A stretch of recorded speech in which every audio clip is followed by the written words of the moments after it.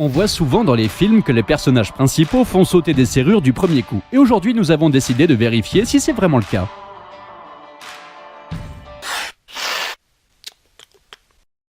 Nous avons préparé le test et acheté différents cadenas.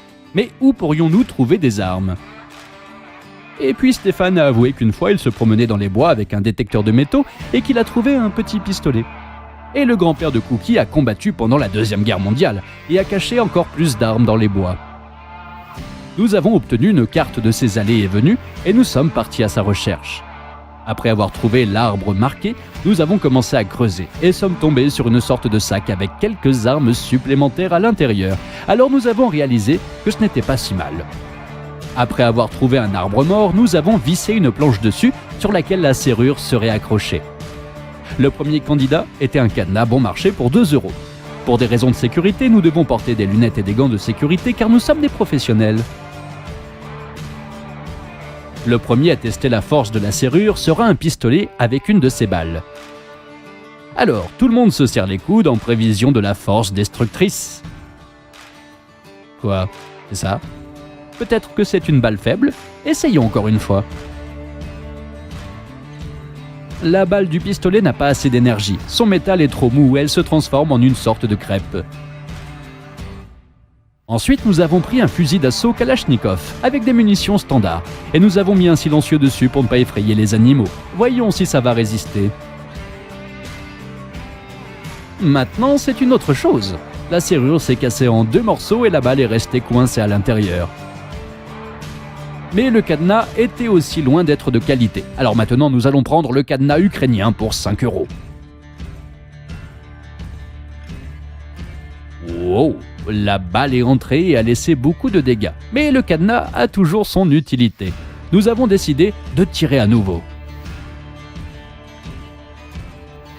C'est mieux.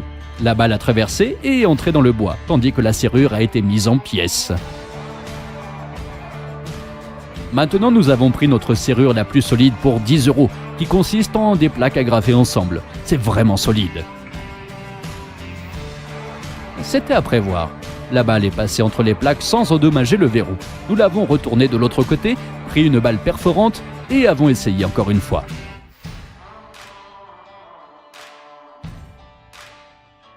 Malheureusement, 2 balles de Kalachnikov ne sont pas suffisantes pour cette serrure. Ok. Maintenant, nous allons prendre une balle de calibre 12 et voir ce que l'arme peut faire. La première serrure s'est effondrée facilement. Et le deuxième a connu le même sort. Bien que la balle elle-même soit molle mais très lourde, la serrure s'est effondrée sous l'effet d'une telle détonation. Regardez juste la taille de la bosse. Eh bien, c'est le tour du candidat le plus durable. Que pensez-vous qu'il va se passer ? Oh, mon garçon, la serrure ne s'attendait pas à un tel succès et son sommet est tombé. Enfin, nous allons prendre la plus grosse cartouche et charger notre fusil de sniper Dragunov, également appelé SVD. Beaucoup d'entre vous ont probablement tiré avec en jouant à des jeux vidéo. La balle a traversé et a juste arraché sa partie. Que se passe-t-il ensuite ? Nous avons touché le bord de la serrure et elle est tombée. Tirons à nouveau. La balle a traversé la serrure comme si c'était de la pâte à modeler. On ne l'a plus torturée. Maintenant, on charge une balle incendiaire perforante pour la serrure la plus solide. Incroyable! La balle a traversé la serrure. On dirait qu'elle a été percée par une sorte de laser. Donc on réessaye. Et la serrure est tombée. Nous avons cassé sa manille.